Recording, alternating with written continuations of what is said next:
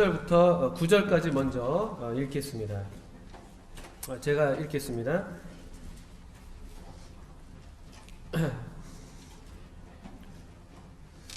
저는 아직 옛날 성경인데 조금 글자가 좀 틀린 부분이 있을 수도 있겠습니다만 좀 양해를 부탁드리겠습니다. 5장 1절부터 9절입니다. 그 후에 유대인의 명절이 있어 예수께서 예루살렘에 올라가시니라. 예루살렘에 있는 양문 곁에 히브리 말로 베데스다라 하는 못이 있는데 거기 행각 5이 있고 그 안에 많은 병자, 소경, 절뚝발이, 혈기 많은 자들이 누워 물의 동함을 기다리니 이는 천사가 가끔 못에 내려와 물을 동하게 하는데 동한 후에 먼저 들어가는 자는 어떤 병에 걸렸든지 낫게 되밀어라. 거기 38년 된 병자가 있더라. 예수께서 그 누운 것을 보시고 병이 벌써 오래인 줄 아시고 이르시되 네가 낫고자 하느냐? 병자가 대답하되 주여 물이 동할 때 나를 못에 넣어줄 사람이 없어 내가 가는 동안에 다른 사람이 먼저 내려가나이다. 예수께서 가라사대 일어나 너의 자리를 들고 걸어가라 하시니 그 사람이 곧 나아서 자리를 들고 걸어가니라. 5장 1절부터 9절까지를 먼저 읽었습니다. 잘 아시는 대로 38년 된 병자를 낫게 하신 우리 주님의 이야기가 여기 좀 기록이 되어 있는데요. 38년 동안 아파 보신 적이 있으십니까? 아마 우리 중에 더러 슬프게도 질병 가운데 계신 분들 계시겠습니다만 38년 동안 이 같은 경험을 하신 분들이 이렇게 많지 거의 없으신 것 같습니다. 그래서 저도 참 이 말씀 읽을 때 또 이 38년 된 병자를 생각할 때 충분하게 다 이 사람을 이해하기가 어려운 것이 사실입니다. 그런데 어떤 면에서 좀 공감을 할 수 있는 부분이 하나 있다면은 이 38년 된 병자의 7절에 나오는 말씀인데 이런 경험은 혹시 우리가 다 갖고 있지는 않나 이런 생각을 해보게 됩니다. 아주 오랜 병을 앓고 있었는데 그리고 이 병자가 낫기를 바라는 마음으로 이 전설이 있는 어떤 치유의 능력이 있다고 알려져 있는 이 연못가에 오래도록 있는데 그 시간이 벌써 한창 지나도 아무런 효과가 없는 것이죠. 그런데 이 사람의 이 말은 7절에서 이렇게 되어 있죠. 주여 물이 동할 때 나를 못에 넣어줄 사람이 없어 내가 가는 동안에 다른 사람이 먼저 내려가나이다. 지금 이 사람은 병에 대해서 지금 병 때문에 괴로워하고 고통하는 것은 물론 그것도 굉장히 고통스러운 점 사실이지만 이 병에서 노임을 받고자 한다면은 누군가 나를 좀 저 연못가로 남들보다 먼저 좀 데려다 줘야 되는데 아무도 나를 저 연못에 넣어줄 사람이 없다.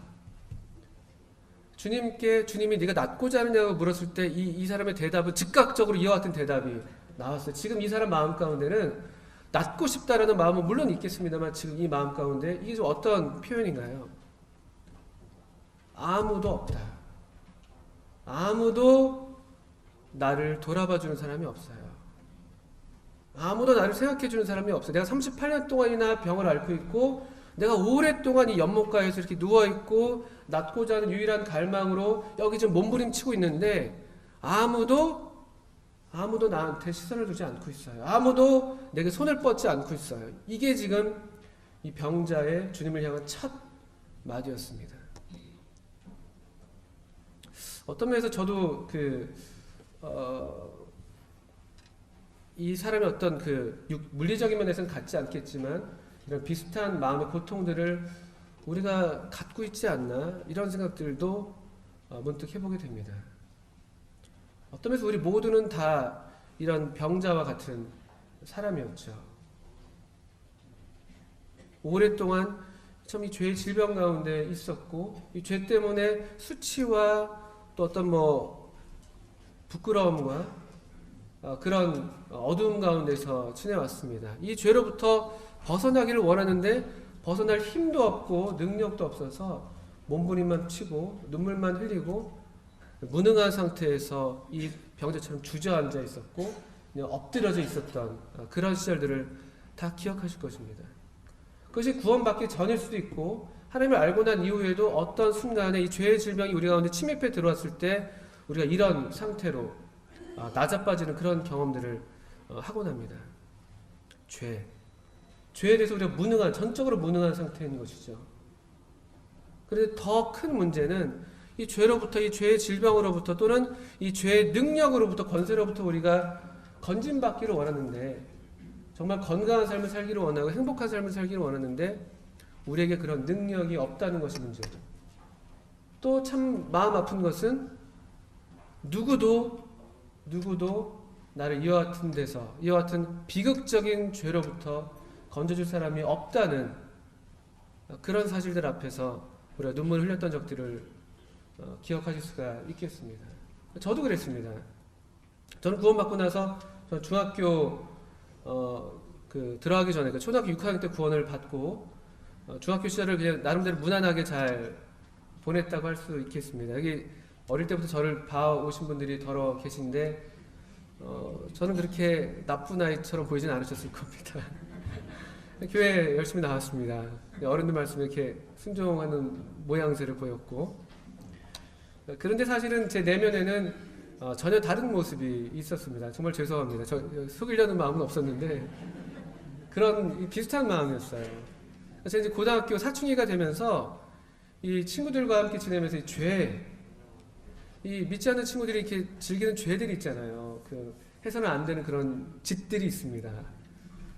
근데 그런 것들을 친구들이 좋아서 또 친구들이 저를 좋아해 주는 것 같으니까 그게 좋은 줄 알고 저도 이제 따라하면서 그렇게 이제 어두움 가운데 있었죠. 그때 저희 부모님은 저한테 별로 신경을 못 쓰고 계셨습니다. 다행히도. 저희 형이 그 대학 입시를 실패하면서 굉장한 슬픔 가운데 계셨기 때문에 막내는 눈에 들어오지 않았죠. 그래서 그 틈을 이용해서 이제 죄가 비집고 들어왔고 저는 죄 아래 팔리는 그런 모양이었습니다. 근데 문제는 제가 오해했던 것인데 이 사람과 비슷했어요. 저도 그 죄로부터 건진받고 싶었고 이게 아닌데, 내가 원하는 삶이 이게 아닌데, 나는 정말 하나님을 섬기고 싶은데 또 내가 배운 것이 그것인데 나는 왜 그렇게 못할까? 결심도 많이 하고 애도 많이 써보고 뭐 눈물도 흘려보고 그랬는데 안 되는 거예요. 안 되는. 계속 제 삶이 허비되고 있고요. 마치 12에 혈류증 앓던 여인이 병 때문에 재산을 다 탕진했다는 그런 기록이 있지 않습니까? 의원들을 찾아갔지만 쓸데가 없는, 재산만 다 탕진해버리는, 저도 그런 느낌이었어요. 막 영혼이 갉아 먹히는 그런 느낌이었고, 이게 겉에서는 웃고 있지만 그런 속으로는 계속 뭔가 눌리고 있고, 어떻게 여기서 좀 건진받고 싶은데 잘 안 되고, 또 특별히 누구한테도 도움을 구할 사람이 없는 것처럼 느껴졌습니다. 여기 병자처럼 아무도. 제 주변에 좋은 분들이 많이 계셨습니다만 제 편에서 죄가 그렇게 저를 이제 왜곡시키는 것이죠. 누구한테도 이런 얘기를 할 수가 없겠다. 내가 이런 얘기를 하면은, 내가 이런 사람이라고 알려지면은 나에 대해서 실망이 크실 거야. 교회 어른들이 다 나를 싫어하시게 될 거야. 뭐 부모님도 너무 놀라실 거야. 부모님을 실망시키고 싶지 않아. 그러니까 어떻게든 혼자서 뭔가를 해보려고 하는데 답이 안 나오는 거죠. 뭐 제가 이제 간단한 제 얘기를 간단하게 드렸습니다만, 이와 다른 면에서 우리 여기 앉아 계신 분들 가운데 또 다른 면이지만 그러나 비슷한 그런 어떤 면에서는 외로움일 수도 있고요. 또 어떤 면에서 외로움으로 말미암는 분노일 수도 있습니다. 아무도 나에 대해서 생각해주지 않는 것 같은, 나는 여기 지금 이렇게 비참한 상태로 있는데 아무도 나의 몸부림에 눈을 두지 않는 것 같은 그런 느낌들이요. 어쩌면은 온 가족들이 다 예수를 믿는다고 하는데 아직 우리 주님을 믿지 않는 가족 중에 한 분이 계시다면 그런 비슷한 느낌을 가질 수 있습니다. 다른 가족들은 다 예수를 잘 믿는다고 하고 있는데 나 혼자 여기 이러고 있는데, 입만 열면 나한테 예수 믿으라고 막 얘기하는데 정작 내 어떤 내면의 어떤 외로움이나 슬픔에 대해서는 별로 감지하지 않고 그냥 이렇게 외면적인 면에서만 마치 강요하는 것처럼 느껴질 때 그 외로움은 더 깊어지고 반감은 더 커질 수도 있을 수 있습니다. 제가 알기로 많은 그 아버지들이 그럴 수 있다고 생각이 들어요. 믿지 않은 아버지들. 가족들은 다 믿는데 다 주일마다 손잡고 교회당에 오는데 혼자 등산 가시는 아버지의 마음은 정말 그 산이 좋으신 걸까요? 어쩌면은 그 미묘한 그 경계선에서 조금만 더 나한테 손을 내밀어 준다면 내가 조금만 더 내 마음을 살펴만 준다면 내가 움직일 수도 있을 텐데 하는 마음일지도 모른다는 것이죠. 어쩌면 우리 가운데 오랫동안 교회 출석하시는데 아직 하나님의 가족으로 영접되지 못하고 거듭나지 못한 분들이 느끼는 감정도 이와 비슷할 수 있습니다. 38년이나 됐는데 나 여기 이렇게 했는데 아무도 나한테 내 영혼에 대해서 관심하지 않는. 너는 항상 여기 있었던 사람이니까. 너는 항상 그냥 연못가에 이 연못에 마치 배경처럼 치유가 필요한 사람이 아니라 이 연못을 이루는 하나의 배경처럼 너는 항상 여기 있었던 사람이야. 어쩌면 우리가 그렇게 우리 가운데 어떤 사람들에 대해서 생각하고 있을지도 모릅니다.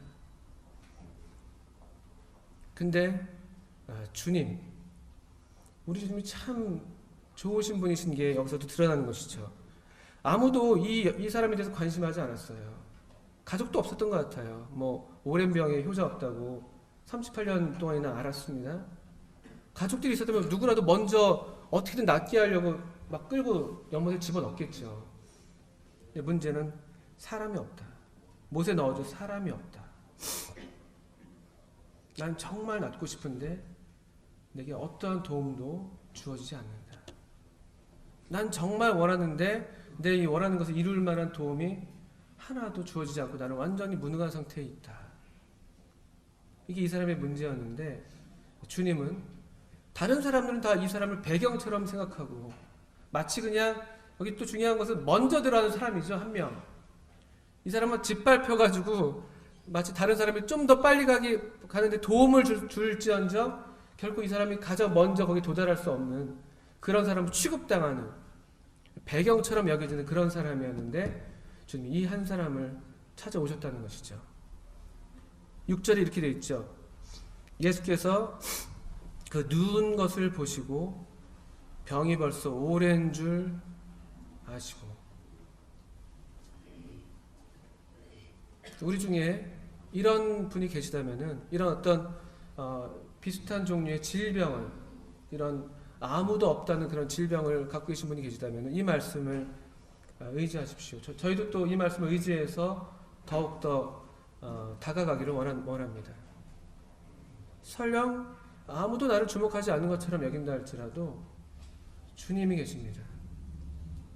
그리고 우리도 주님을 닮아서 또 그렇게 할 것입니다. 주님은 그 누운 것을 보셨습니다.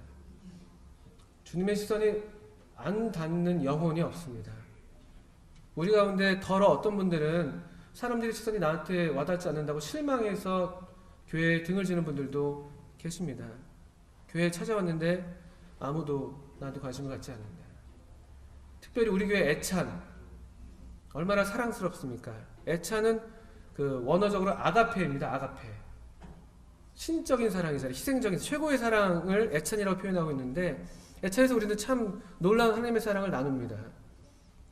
차별이 없이요. 그런데 종종 이 애찬이 우리 교회를 찾아온 분들에게 암초가 되는 경우들도 있습니다. 이게 성경에서 애찬의 암초로 어떤 거짓 교사들을 얘기하고 있는데 도리어 참 우리가 의도하지 않았지만 도리어 우리를 찾아온 분들에게 애찬이 오히려 하나님의 사랑을 발견하는데 암초가 되는 경우들이 있어요. 어떤 말씀이냐면요. 다들 즐겁게 함께 모여서 식사를 나누고 있는데 같이 밥 먹을 사람이 없는 거예요. 저도 그렇습니다. 정신 차리면 같이 밥 먹을 사람이 없습니다. 뭐 제가 근데 뭐 외롭다는 말씀을 드리는 건 아닌데 제가 그런 얘기를 몇 번 들었습니다. 다 와서 기쁘게 환영해 주는 것까지 좋았는데 이 점심시간이 다가올수록 심장이 두근대는 것이죠. 오늘은 누구랑 같이 누가 나랑 같이 밥을 먹어줄 사람이 있을까? 이거 너무 어색한데 그냥 바쁜 척하고 먼저 나갈까? 나가다 누가 또 붙들면 밥 먹고 가라고 할 텐데 또 뭐라고 대답하지? 그런 얘기 들어봤습니다. 애찬 시간이 제일 힘들다고. 근데 참 죄송합니다만 그런 경험들을 해드리게 해서 참 죄송합니다. 그런데 우리 주님은 주님의 시선은 안 닿는 곳이 없습니다. 사람들이 가장 시선을 두지 않는 그곳을 주님은 오히려 더 찾아주시는 분이시죠. 이 사람에게 누가 주목을 했겠어요? 38년 된 병자인데, 누워서 그냥 뒹굴뒹굴하고 있는 사람인데 행색이 얼마나 누추했겠습니까? 아무도 이 사람의 어떤 마음을 살필 줄 몰랐고 그저 내가 먼저 가겠다, 누구도 타인에 대해서 관심하지 않아. 여기 지금 관심할 여유가 없잖아요. 한 사람만 낳는 거니까요. 매일매일. 얼마나 치열한 경쟁 사회예요. 오늘 우리가 겪고 있는 우리 사회 모습과도 비추어 볼 수도 있는 그런 모양인 것이죠. 근데 주님이 이 경쟁의 가장 밑바닥에서 짓밟히고 있는 한 사람을 보셨다는 것이죠. 이것이 우리가 주님을 사랑하는 이유입니다. 주님이 우리를 찾아오셨을 때에도 우리도 이와 비슷한 상태이지 않았습니까? 우리가 건강해서 주님이 찾아오셨습니까? 주님은 건강한 자에게는 의인이 쓸데없다고 분명히 말씀하셨잖아요. 병든 자에게라 쓸데있다. 내가 의인을 부르러 온 것이 아니라 죄인을 불러 회개시키러 왔다. 그리고 자꾸 근데 이것을 잊어버립니다. 우리 주님을 자꾸 잊어버려요. 어느 한 순간 우리가 누리고 있는 좋은 것들에 그냥 깊이 몸담게 되면서 연못 속에서 계속 우리는 둥둥거리면서 있는 것이죠. 연못 밖에 저렇게 수많은 사람들이, 각색 병든 사람들이 누워있는데, 주저앉아 있는데, 울고 있는데, 흑암의 그늘에 앉아서 사망의 그늘에 주저앉아 있는데, 우리는 언젠가부터 우리가 조심하지 않는다면 연못 속에서 그냥 마치 사해 속에서 둥둥 뜨면서 그 수영을 즐기는 것처럼 그렇게 있을 수 있죠. 그런데 우리 주님 덕분에 다시 우리 마음이 새로워지는 것입니다. 주님은 그 사람을 보셨어요. 그 누운 것을 보시고 병이 벌써 오랜 줄 아셨습니다. 네가 낫고자 하느냐라고 말씀하셨습니다. 이 사람은 사람이 없다는 그런 분노, 그런 어떤 분노를 표출하는 대답을 보였습니다. 근데 8절은 어떻습니까? 예수께서 가라사대 일어나 너희 자리를 들고 걸어가라 하시니. 이 주님의 말씀이 우리를 살리는 말씀 아닙니까? 우리도 이 연못가에서 나뒹구는 이 38년의 병자랑 똑같지 않았나요? 사람을 의지하고 어떻게 하면 라인을 잘 타서 내 인생이 잘 풀릴까? 어떻게 하면 저 사람한테 잘 보일까? 사람을 의지하고, 또는 이런 전설들, 이건 사실이 아니죠. 38년 된 천사가 와가지고 물을 동하게 한 다음에 제일 먼저 들어가는 사람은 병이 낫는다. 이건 하나의 미신이고 전설입니다. 아마도 이런 간헐천, 온천이었던 것 같죠. 온천이 그런 좀 건강에 좀 효과를 낸 경우가 있어서 이렇게 알려졌을지 모르겠습니다만, 이것은 확실한 것도 아니죠. 간혹 그럴 수는 있습니다만, 그러나 확실한 것도 아니에요. 전설과 미신. 사람과 전설과 미신에 우리도 속아가지고 얼마나 많은 시간들을 낭비해 왔었습니까? 돈을 많이 벌면은 행복할 거라는, 사회적으로 지위가 좀 높아지면은 남들이 날 인정해주면은 내가 좀 나아질 거라는 그런 미신 속에서 얼마나 많은 사람들이 오랫동안 병든 상태에서 인생이 낭비되고 허비되고 있었습니까? 저희도 그러지 않았나요? 그런데 아무 효험이 없어요. 38년 동안이나 아무 효험이 없었다는 것이죠. 게다가 이 미신은요, 오늘날 우리가 믿고 있는 이 전서가 똑같습니다. 먼저 가는 것.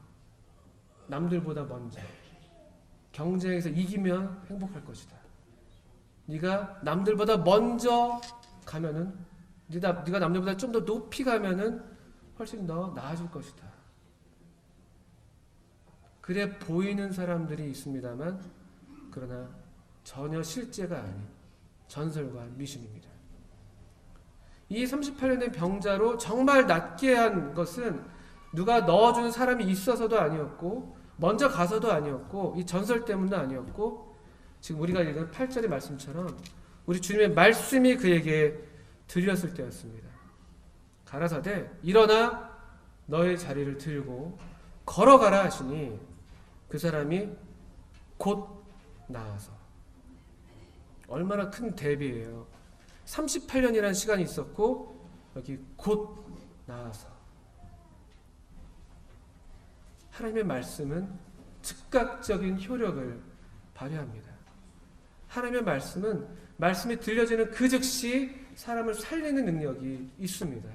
하나님의 말씀은 하나님의 생명을 담고 있기 때문에 말씀이 들려지는 영혼마다 그 영혼이 살아납니다. 마치 창조 때 우리 주님께서 말씀하셨을 때 없던 것들이 있게 된 것처럼 똑같습니다. 지금 우리에게 오늘날 특히나 더 이런 정보의 홍수 속에서 이런 미신과 전설 속에서 얼마나 많은 이 대중매체들이 이런 미신들을 계속 조장해냅니까? 먼저 들어가야 된다. 여기 이거야 이거. 이 연못밖에 없어. 이 연못이 너한테 참된 건강을 줄 거야. 얼마나 많은 이 정보 매체들이 지금 오늘날 이렇게 우리를 만들고 있어요. 이러한 때 더욱더 필요한 것이 이 하나님의 말씀 한마디면 됩니다. 일어나 내 자리를 들고 걸어가라. 그 자리를 벗어나게 하는 것. 이 연못가에서 뱅뱅대면서 방황하는 그 인생의 종지부를 찍을 수 있는 것. 그냥 이 세상 가운데 마치 배경처럼 무의미한 삶처럼 여겨지는 그런 삶의 자리를 떠나게 할 수 있는 것. 이 하나님의 말씀 한마디입니다. 너의 자리를 들고 걸어가라. 그 자리를 들라는 거죠. 연못가에서 자리를 펴고 누워 있었는데 그 자리를 들고 걸어가. 이 말씀은 뭡니까? 연못을 떠나라. 넌 더 이상 거기 있을 필요가 없다. 베데스다라는 이 자비의 연못으로 알려져 있지만 그러나 전혀 자비가 없는, 오히려 경쟁과 이 배제만 있는 그런 곳을 떠나라. 참된 생수의 근원인 나에게로 오라. 이 말씀이 그 영혼에 들렸을 때, 그 말씀이 정말 그 영혼에 닿았을 때 놀랍게도 이 병자는요 그냥 그 말씀대로 일어나 걸었습니다. 그 자신이 알았어요. 자신의 어떤 존재 속에서, 자신의 몸 속에서 내가 이 자리를 들고 이 자리에서 일어나서 걸어갈 수 있는 힘이 있겠구나라는 것을 알고 거의 무의식적으로 그대로 반응했습니다. 말씀이 그대로 생명이 된 것이죠. 말씀이 그대로 이 영혼을 일으켰습니다. 우리로 이 영혼으로 새로운 삶으로 인도해 줬습니다. 연못가가 아니라 새로운 삶으로. 이게 우리의 경험 아닙니까? 저는 그렇다라고 말씀드릴 수 있습니다. 저도 보시기에 별거 없는 사람입니다만 제 영혼 가운데에서 이와 같은 고백을 똑같이 할 수 있습니다. 주님이 제 영혼에 이 같은 말씀을 들려주셨을 때 제가 살아났어요.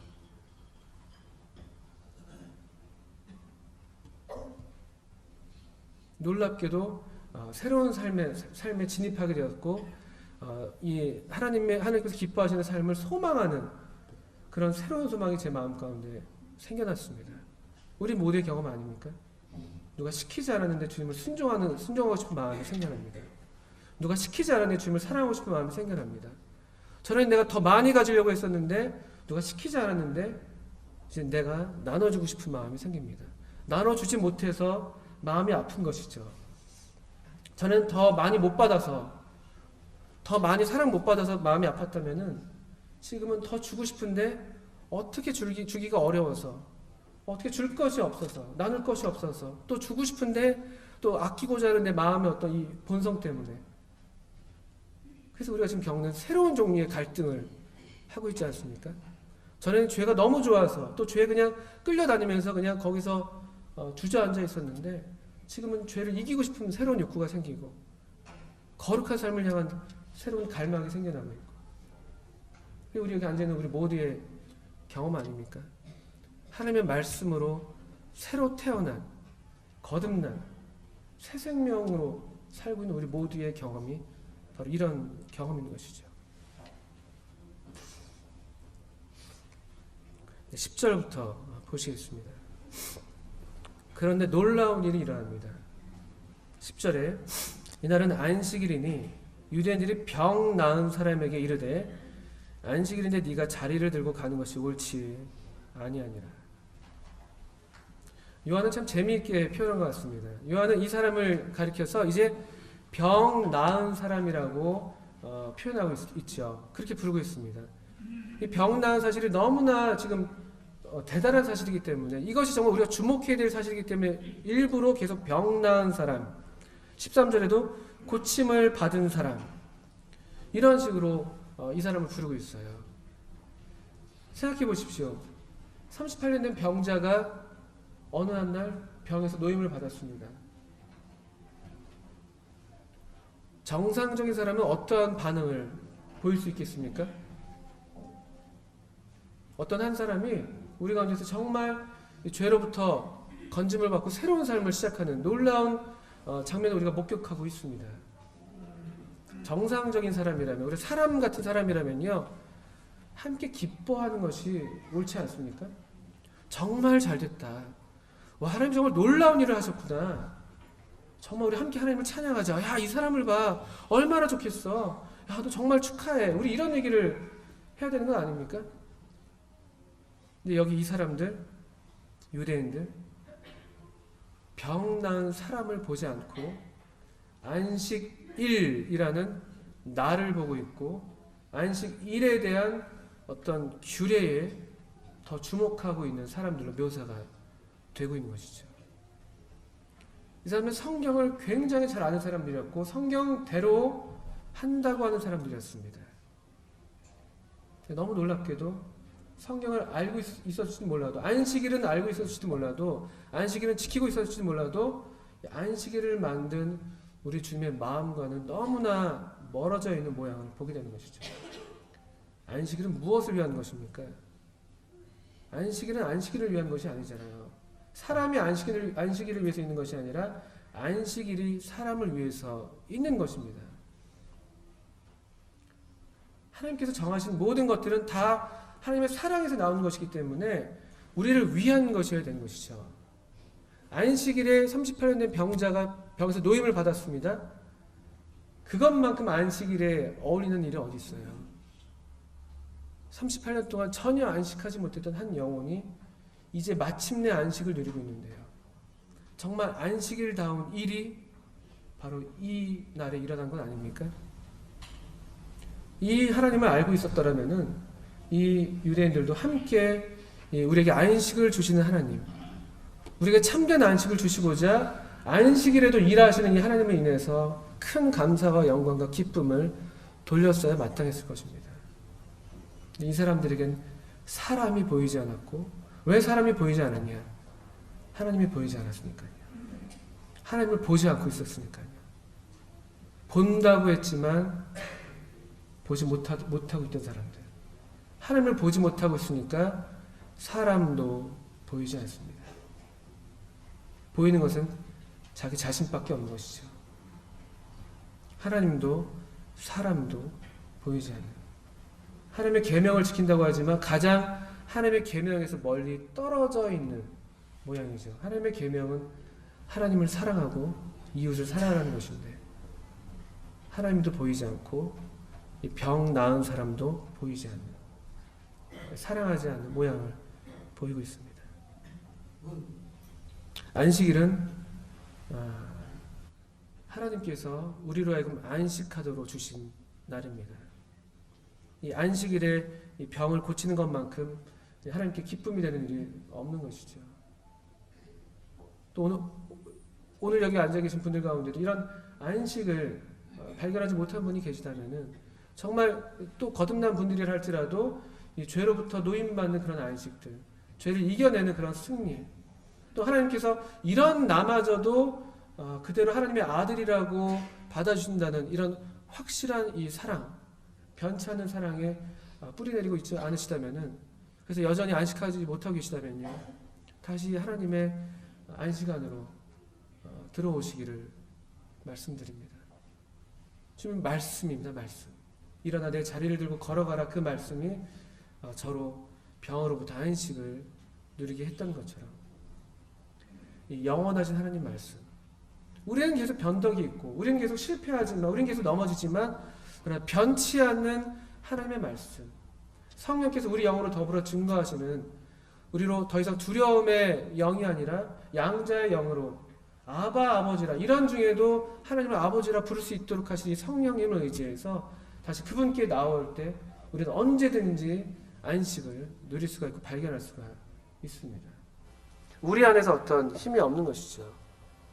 성령님, 말할 수 없는 탄식을 우리를 위해서 탄식하시는 그분으로 우리가 다시 하나님을 아버지라 부르게 될 때 우리 영혼에 안식이 오는 것이죠. 우리 하나님은 이런 면에서 계속 일하시는 분이십니다. 17절의 말씀이죠. 예수께서 저에게 이르시되 내 아버지께서 이제까지 일하시니 나도 일한다 하시매. 하나님이 일하시는 것이 참 좋습니다. 하나님이 일하시기 때문에 우리가 지금 여기 있습니다. 하나님이 창조를 다 마치신 후에 안식하셨는데 인간의 범죄로 말미암아 어떤 면에서 글쎄 하나님의 안식이 깨졌다고 할까요? 인간에게 주어진 그 하나님의 안식이 깨졌다고 말씀드리는 게 더 좋겠군요. 인간에게 주신 하나님의 안식이 깨어졌습니다. 그리고 하나님은 또 여전히 그때로부터 계속해서 우리로 이 안식을 누리도록 일해오고 계신 분이었고, 그리고 마침내 십자가에서 그 일을 다 이루신 분으로 우리에게 알려주고 있습니다. 다 이루었다. 다 이루었다. 우리 주님은 이 일하시는 하나님의 그 일을 완전히 수행하신, 더 이상 일할 것이 없도록 완전히 끝내신 그런 분이시라는 것이죠. 우리 주님을 통해서 아버님께서 일하셨고 그 일을 이루셨습니다. 그렇기 때문에 우리가 이 주님 덕분에, 이 주님 안에서 우리가 이와 같은 안식을 오늘날 누리고 있는 것이죠. 우리가 더 무엇을 할 이유가 없는 것이죠. 우리들의 영혼의 안식을 위해서는. 다만 이분을 믿는 믿음으로, 또 이 성령께서 우리 안에서 증거하시는 그 증거를 따라서 우리가 하나님께 나아갈 수 있게 되는 것이죠. 하나님의 은혜의 보좌에, 또 하나님의 안식 가운데로 우리가 함께 동참하게 되는 그런 특권을 누리고 있습니다. 하나님은 이런 분이신데 이 사람들은, 이 유대인들은 이 하나님을 알지 못했습니다. 왜 그랬냐면요, 5장 37절부터 한번 보시겠습니다.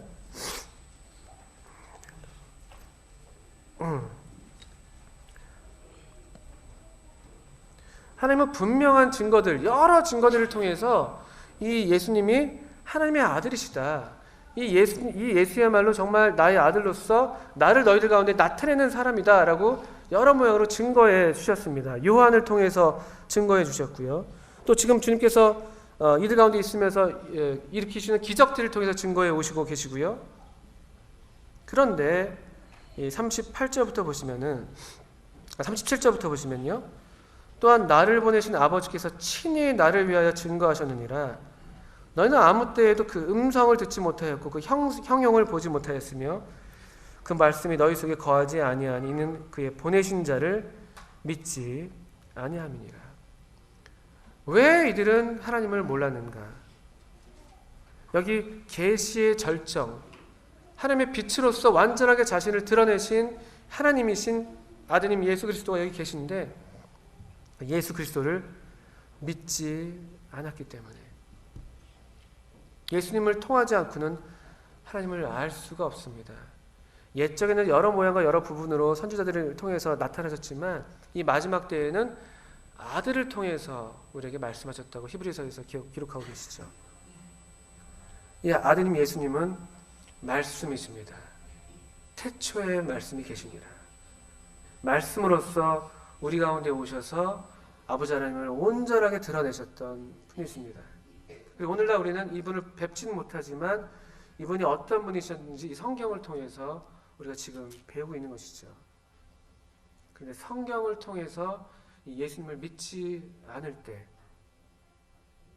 그럴 때 그 말씀이 우리 가운데 거하지 않고, 그럼 여전히 우리는 하나님은 항상 영원 전부터 항상 말씀해 오신 분이신데 우리는 그 음성을 듣지도 못하고 형용을 보지도 못한 채 이 생명의 기쁨에 동참하지도 못하고 이 말씀을 듣지 못하면은 생명으로 거듭나지도 못하고 계속 죽어있는 상태로 머물 수밖에 없는 것이죠. 불행히도 유대인들이 그랬습니다. 그의 보내신 자를 믿지 않았습니다. 여기 지금 예수 그리스도 계시의 절정, 하나님의 모든 것을 드러내시는 아드님이 여기 계신데 이 아드님을 거절하고 있습니다. 이것만큼 슬픈 일도 없고 이것만큼 어리석은 일도 없습니다. 예수님을 거절하는 것만큼. 하나님은 예수님 그 아들 이상으로 달리 더 잘 그분을 나타내실 방법이 없습니다. 완벽하게 아버님을 나타내신 분. 근데 이 예수님마저 거부한다면 하나님을 알 길이 없는 것이죠. 그렇다면 하나님의 생명에 동참할 길이 없습니다. 하나님의 생명으로 거듭날 길이 없습니다. 하나님의 생명의 기쁨에 함께 참여하면서 누릴 생명의 축제의 주인공으로 함께할 그런 특권을 상실하게 되는 것이죠. 39절에도 계속 이어지는 말씀들이 이렇습니다. 너희가 성경에서 영생을 얻는 줄 생각하고 이 성경을 상고하거니와 이 성경이 곧 내게 대하여 증거하는 것이로다. 그러나 너희가 영생을 얻기 위하여 내게 오기를 원하지 아니하는도다. 우리에게 성경이 이렇게 중요한 목표와 방향점을 보여주는 말씀입니다. 어쩌면 우리는 이 바리새인들보다 더 못하죠. 유대인들보다요. 이들은 그래도 영생을 얻기 위해서 열심히 성경을 상고했습니다. 그런데 불행히도 성경이 가리키고 있는 우리 주님, 구약에서 그렇게 예언되어 있는 우리 주님께는 나오지 않았던 것이 비극이었죠. 오늘날 우리 더 안 좋은 상황은 우리는 성경도 잘 읽지 않는 게 더 큰 문제죠. 특별히 우리 학생들이나 청년들 캠프 같은 데 갔다 오면 구원받았다고 합니다. 좀 지나면 또 구원 안 받았대요. 또 캠프 가면 구원받았습니다. 그게 참 묘하죠. 뭔가 물론 정말 거듭났는지 안 했는지 그런 말씀 드리는 건 아닌데 왜 캠프에서 우리 아이들은 그런 경험들을 하는가? 왜 그런 뭔가 내가 구원받았다는 그런 생각이 드는가? 왜냐하면 거기 하나님의 말씀이 들려지거든요. 집중적으로 하나님의 말씀이 들려지고 자기는 하나님의 말씀을 보게 되고요. 그 생명의 어떤 숨결을 가까이서 느끼게 됩니다. 그리고 생명의 숨결이 그 영혼에 닿는 순간 거듭나는 것이죠. 하나님의 말씀을 통해서요. 근데 왜 이들이 돌아오면 또 구원 안 받은 것 같아요 라고 얘기하는가? 말씀을 읽지 않아요. 문제가 거기에 있는 것 같더라고요. 말씀을 읽지 않습니다. 하나님의 말씀에서 우리가 영생을 얻는 것인데, 말씀을 통해서 하나님의 생명이 우리에게 전해지는 것인데 이 말씀을 읽지 않습니다. 그러니까 계속 왔다 갔다 하는 것이죠. 똑같습니다. 거듭난 우리라 할지라도 이 하나님의 생명이 담겨있는 하나님의 감동으로 된 하나님의 숨결로 된 이 하나님의 말씀을 그렇게 충분하게 읽지 않고 접하지 않으면요 우리의 생명도 상당히 약합니다. 그래서 불행히도 우리 가운데 구원받았다고 하는데 아닌 것처럼 보이는 분들 계시잖아요. 저도 그랬고요. 저 고등학교 때 전혀 구원받지 않은 사람처럼 보였습니다. 다른 분들은 모를지 몰라도 제가 알고 있었고요. 예배 시간은 너무나 달콤한 휴식 시간이었습니다. 정말 주일날은 안식일이었죠. 예배 시간에 엎드려서 잘 수 있었습니다. 부끄럽게도. 누가 옆에서 툭툭 쳐야지 겨우 깨어나가지고 막 떡 먹고 마시고 뭐가 뭔지도 모르고. 왜 그런 일이 생겼냐면요. 그때 제가 하나님 말씀을 읽지 않았거든요. 하나님 말씀을 어떻게 읽는지도 몰랐고 읽어야 되는지도 몰랐고 읽는다 할지라도 우리 주님과 교제하는 법을 몰랐고 그냥 말씀에서 교훈 찾는 거, 오늘 내가 해야 될 거 뭐지? 실천할 거 뭐지?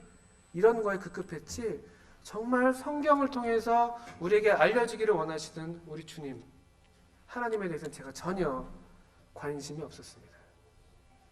많은 분들이 그럴 수 있습니다. 성경을 읽는다고 하는데 삶의 변화가 없다라고 한다면요 우리 기도할 필요가 있습니다. 주님, 제가 하나님 말씀을 읽을 때 주님을 만나게 해주세요. 성경이 그것 아니면 무슨 의미가 있습니까? 또 다른 교훈집입니까? 논어맹자, 도덕경, 탈무드처럼 그런 교훈으로 가득 찬 뿐이잖아요. 만약에 우리가 이 성경을 통해서 예수님을 만나지 않는다면. 또 많은 사람들이 성경을 그렇게 그래서 오해하고 있지 않습니까? 그냥 좋은 책이지. 근데 성경을 통해서 우리가 이 예수님께 나아가지 않는다면, 하나님께 나아가지 않는다면, 하나님을 만나지 않는다면은 우리도 모르는 사이에 이 유대인들처럼 하나님의 생명에는 굉장히 멀어져 있는 그런 모양이 될 수 있다는 것이죠. 더욱 우리는 일단 성경을 더 많이 읽어볼 일입니다. 그러면서 너무나 훨씬 더 약하기 때문에 그렇죠. 41절입니다. 나는 사람에게 영광을 취하지 아니하노라. 다만 하나님을 사랑하는 것이 너희 속에 없음을 알았노라. 왜 이들은 도대체 성경을 읽으면서도 예수님께 나오지 않았냐?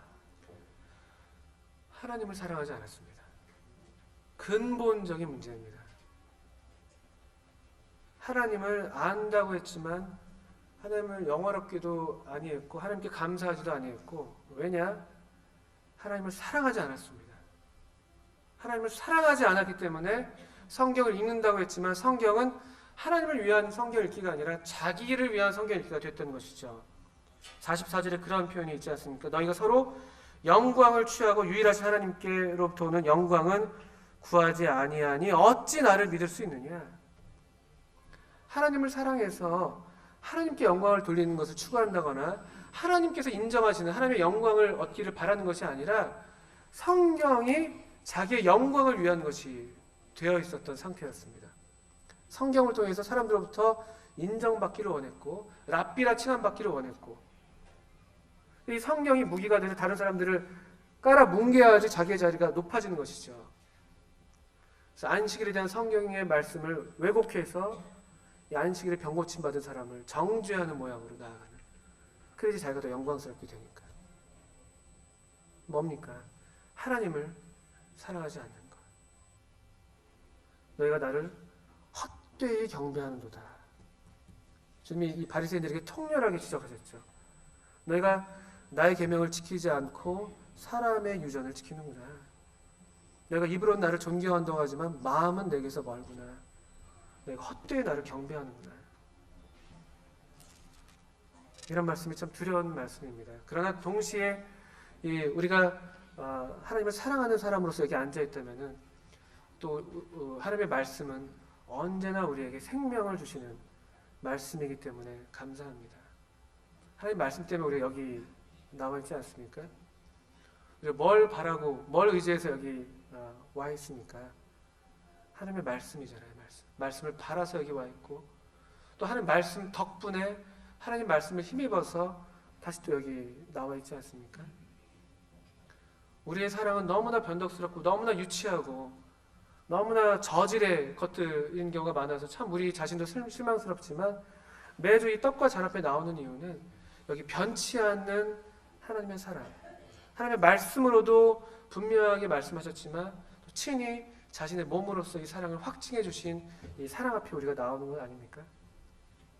그리고 이렇게 우리를 향해서 말씀해 오시는 이 하나님 덕분에, 말씀 때문에 우리가 계속 살고 있지 않습니까?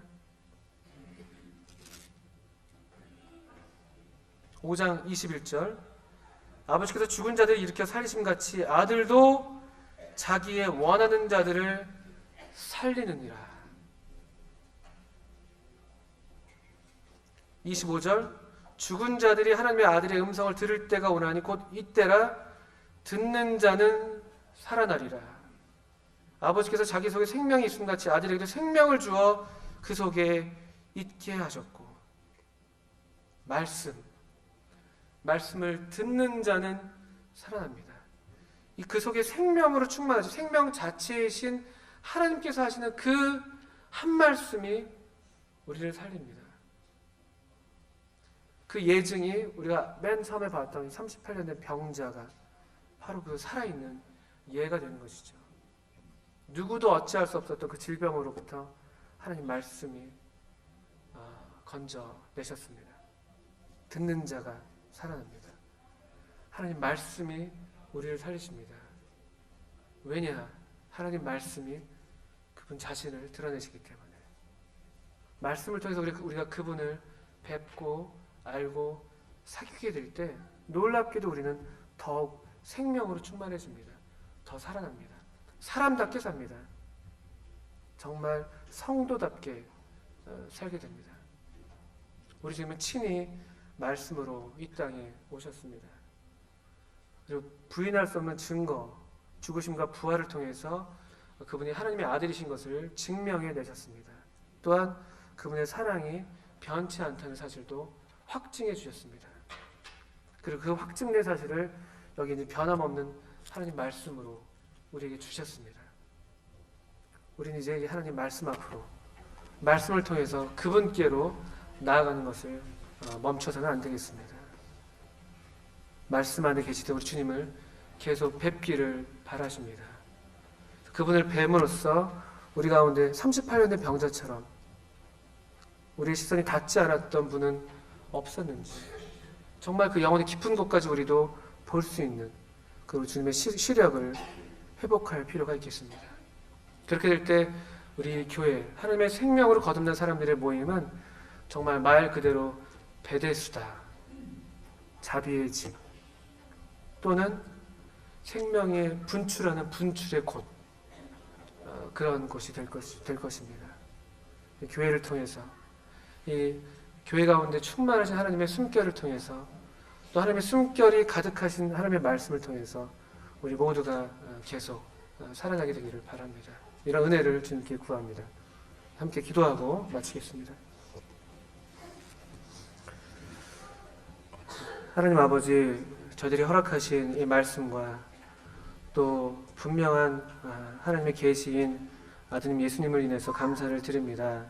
주님, 저희들을 도우셔서 하나님 말씀을 통해서 계속 우리 주님께로 나아가게 하셔서 저희들도 참 하나님을 사랑하고 또 사람들을 사랑하는 하나님께서 기뻐하시는 또 하나님께서 원래 바라시고 의도하신 하나님의 형상대로의 그런 삶을 살아내게 해주시기를 기도합니다. 모일 때마다 이와 같은 은혜가 저희들에게 충만하게 해주시기를 바라옵고 또 저희들 교회로 하나님의 말씀으로 또 하나님의 생명으로 가득한 그런 곳이 되게 하여 주시옵소서. 예수님의 이름으로 기도했습니다. 아멘.